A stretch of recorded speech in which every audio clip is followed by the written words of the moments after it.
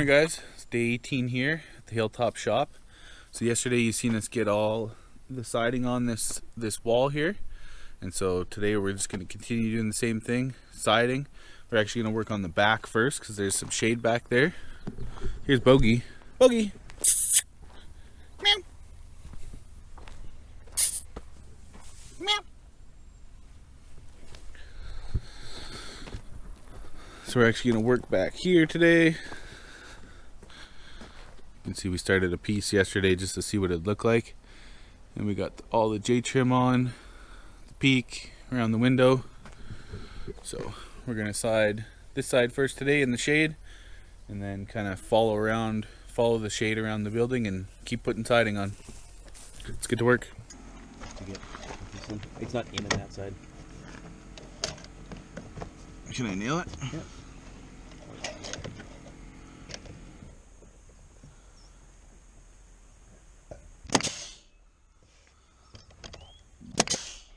In the last clip, you've seen us putting on the siding with a shingle gun.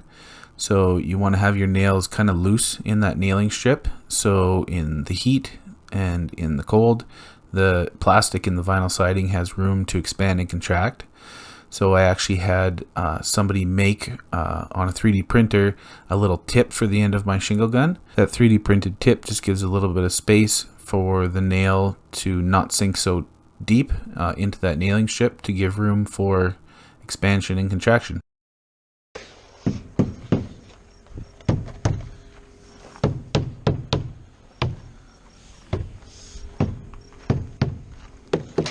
Yesterday I shot like 20 in a row perfect, and then I got on a streak of just stinking. And this morning I was light footed on all of those. Okay. Because of overlap, we probably shouldn't have to cut the lac. Wait, what's this? What's what? Pull it back a bit. Oh, it's the piece got left on. That's right. Okay. Okay. And then you can come my way.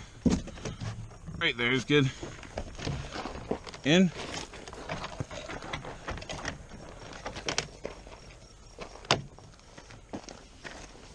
Happy? So that white piece on the end of the shingle gun is the 3D printed part that I was talking about. Here you can see me marking out for an outlet on the back of the building. There's actually one on either side of the building, and then two on the front of the building as well. So I'm just marking out where to cut them.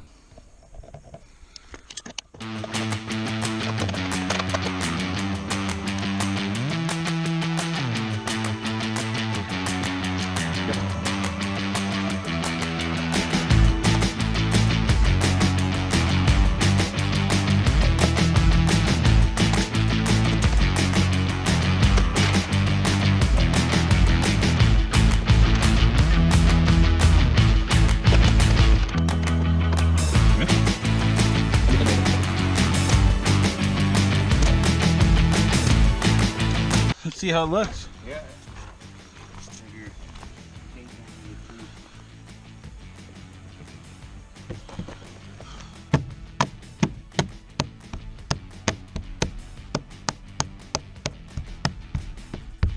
Literally looks perfect. Really nice. So here's a long time lapse of us doing the back side of the building with siding. So one thing you want to pay attention to or keep in mind when you're doing vinyl siding is the lapse. So when one piece overlaps another. In this case, the left side of the screen, or where the big hill is on the left side, that's the side where most of the people will be coming from and looking at the siding. So you want all of your pieces to overlap from left to right. So the piece on the left will overlap the piece on the right when you're putting it, and that just means when you're standing over, on the right side where those bushes are, you'll kind of see those seams, you'll see those laps, but that's the side that you want to see the laps on, because coming from the left side is where most people will come. You can actually see a good example of this on the side of the building. See all those seams that lined up? that's actually coming back from the building, so most people will be coming from the front walking backwards, so they won't see all those seams. You can see them now because we're walking the other way, going from the back of the building to the front. But you want to pay attention to or think about where most of the traffic will be around a building and put your laps so that people don't see them where the most traffic is.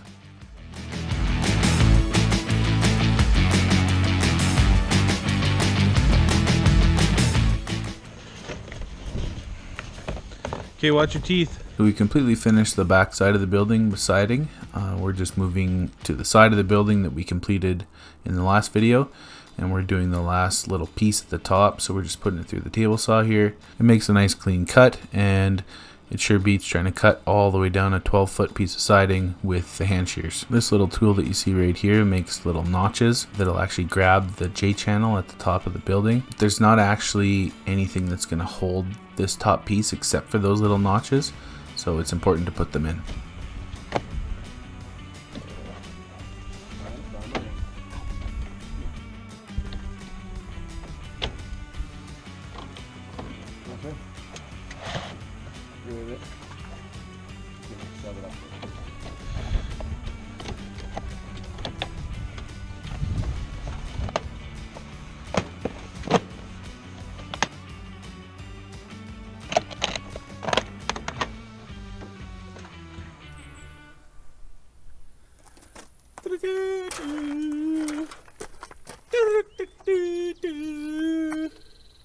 Two side done. Here I'm just showing another outlet being installed. This time it's on the front of the building.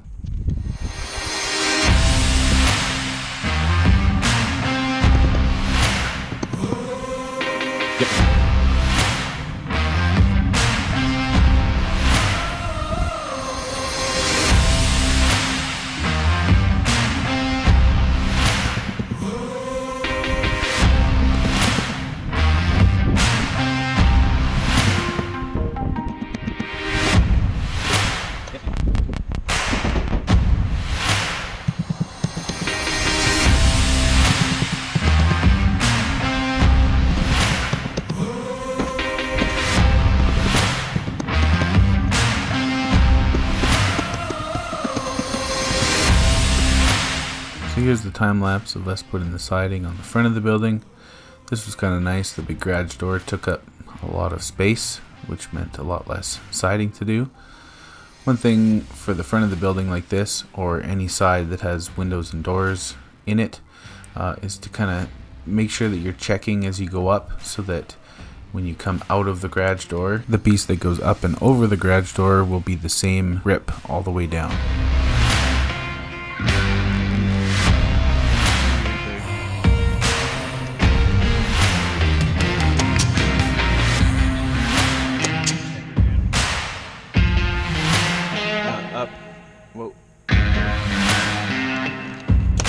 We didn't quite finish the front of the building. We jumped over to this side so we didn't have to get the scaffolding and the ladders out to finish the front. So we're going to do all the siding that we can reach first. Come stand over here for a minute. Woo! Yeah. Go way down for a few seconds under the rope. It does look really nice back here. So on this side we had a door and a window in this wall, so it's important that we came out of the door at the same height on either side of the door. Same thing with the window.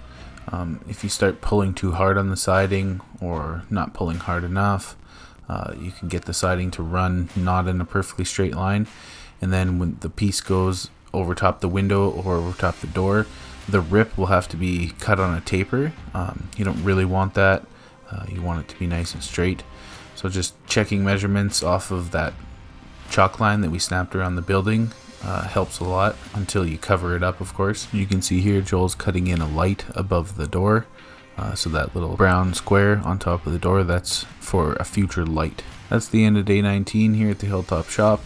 We're going to finish the rip at the top of this side of the building and the top of the front side of the building in the next video. Thanks for watching. See you guys next time.